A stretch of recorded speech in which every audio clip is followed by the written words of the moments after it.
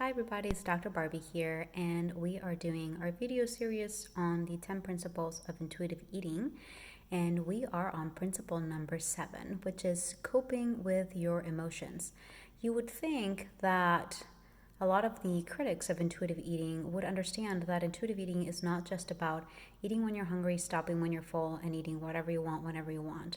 That's one of the biggest criticisms that I found of people who do criticize intuitive eating, which are not that many.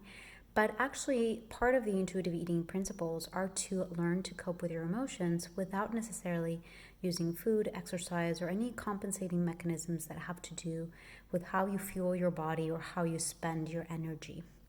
So, in terms with coping with emotions, I want to give you a tip. So, I want you to choose 5 to 10 items or things that you can do when you have negative emotions in particular. Those tends to be the one that we want to numb out the most with food or restrictive behaviors, binging, purging, over exercising. So what I want you to do is write a list of 5 to 10 items of things that you can do that are not food, are not exercise, are not related to anything energy that you intake or output. For example, it could be taking 5 deep breaths, get a coloring book, call a loved one or a friend or family member. It could be petting your dog. It could be, if you're interested in, could be painting my nails. There's so many things that you can add on this item list that are not food related, exercise related, or energy in, energy out. The reason why I want you to do this list, and ideally you would do it on your phone or somewhere that is easily accessible.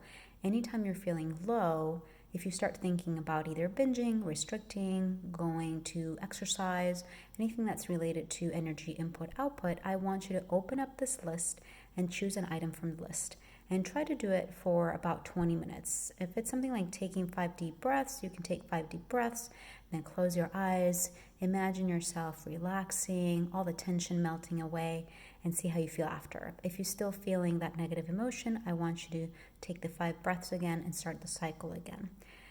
If it's something short, just do that. Pause after you've done it, reconvene, reevaluate, see how you're feeling. If you're still feeling low, I want you to repeat it.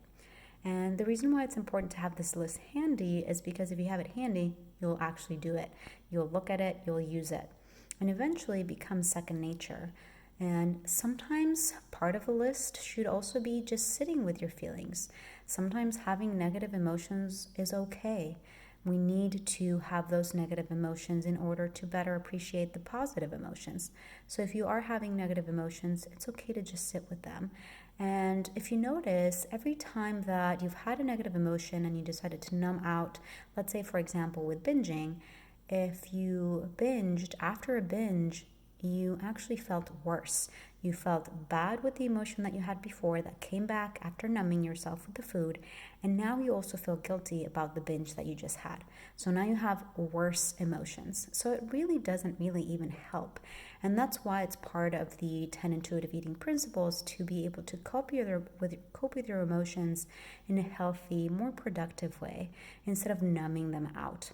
And so I want you to start thinking about different ways that you can cope with your emotions. Make that list of 5 to 10 items.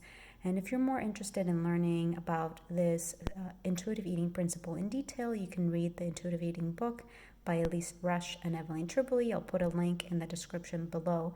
I hope you found this video helpful, and I hope you have a great day.